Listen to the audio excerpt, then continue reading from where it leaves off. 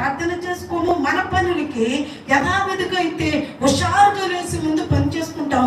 దేవుని సన్నిధిలో గడపడానికి మాత్రము ఎలా ఉంటుందో తెలుసండి, శరీర బలహీనత, తలనొప్పి, జ్వరము, కాళ్ళు నొప్పులు, ఒళ్ళు నొప్పులు, ఉత్తినే ప్రతి పనికి పరిగెడుతున్న మనము దేవుని పనిలో ఎరగలిపోతూ ఉన్నాం కదండి. కానీ ప్రభు వాక్యం సెలవిస్తుంది, అనుదినము నా గడప దగ్గర కనిపెట్టుకుని ఉండము అని ప్రభు వాక్యం సెలవిస్తుంది. ఎలాంటి వారిని వాక్యం మనకు సెలవిస్తా ఉంది. ఆనాటి కాలంలో ప్రభువు ఏదైనా తోటలో ఉన్నాడు. ఎక్కడున్నాడండి? ఆదాముతో అవ్వతో సహవాసం చేస్తూ, అలాగే మోషేతో మాట్లాడి కూడా ప్రత్యక్ష గుడారంలో ప్రభు ఉన్నాడు. మేఘం వలె ఆయన దిగువచ్చి ప్రజలతో మాట్లాడుకుంటూ వచ్చాడు. యేసుక్రీస్తు శిలువలో మరణించిన తరువాత దేవాలయపు తెర రెండుగా చినిగి ఇప్పుడు ప్రభు ఏమంటున్నాడంటే, ప్రతి ఒక్క హృదయమైన ఆలయములో నేను ఉంటాను అంటున్నాడు. ఎవరి హృదయమైన ఆలయములో అండి?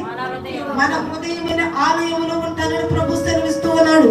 నీ హృదయమే ప్రభు యొక్క ఆలయము, నీ హృదయమే ప్రభు యొక్క నివాస స్థలము. అయితే ప్రభుతో, అందుకే ప్రభు అన్నాడు, ప్రతి దినము నువ్వేం చేయాలో తెలుసా?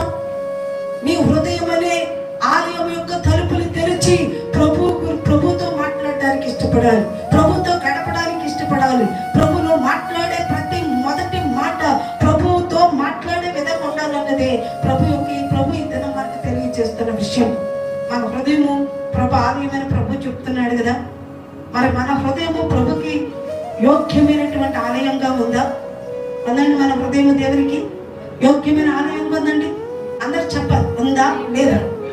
మన హృదయము దేవునికి యోగ్యమైన ఇల్లుగా ఉందా? ఒకసారి శతాధిపతి అయినటువంటి ఒక వ్యక్తి తన కుమార్తె బలహీనతతో ఉన్నప్పుడు యేసు ప్రభు దగ్గరికి మనుషులు పంపించాడు.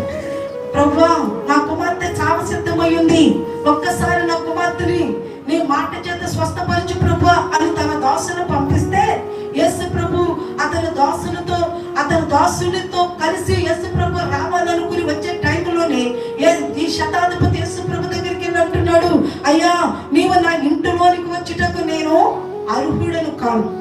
ఎవరితను? ఈ మాట్లాడే వ్యక్తి ఎవరు? శతాధిపతి. అతనికి డబ్బు కొనుగోలు లేదు, మంచి ఇల్లు, మంచి హోదా, మంచి పనివారు, అతను అంత అధికారంలో ఉన్నటువంటి వ్యక్తి. అంత అధికారంలో ఉన్న వ్యక్తితో ప్రభు ఏమంటున్నాడో తెలుసా?